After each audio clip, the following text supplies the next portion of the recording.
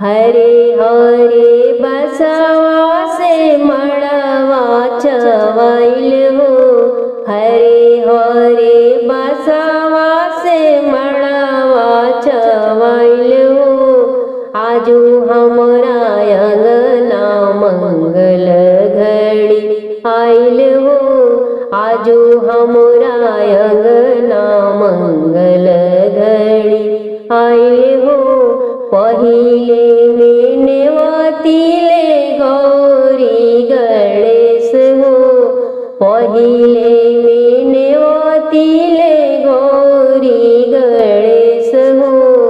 ब्रह्मा विष्णु संग नेवती शंकर महेश हो।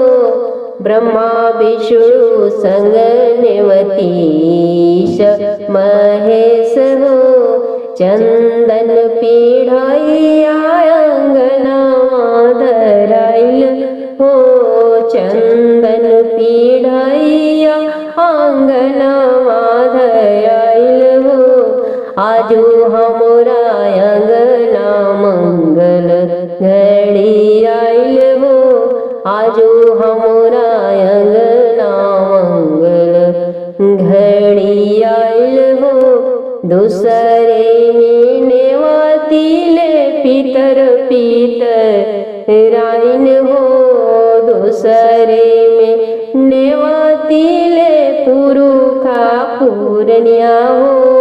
वैकुंठ में नेवतिले लक्ष्मी नारायण हो। वैकुंठ में नेवतिले लक्ष्मी नारायण हो। धोवे लगी चरनिया कलसा गंगा जल भराइल हो।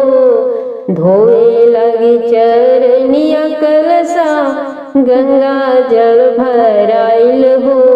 आजू हमरा अंगना मंगल घड़ी आइल हो। आजू हमरा अंगना मंगल घड़ी आइल हो। तीनों लोक से देवाइले दिहले आशीर्वाद हो।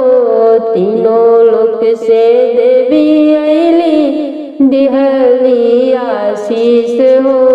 दुल्हनिया के से नुरवा बाढ़े दुल्हा जी लाख बरिस हो।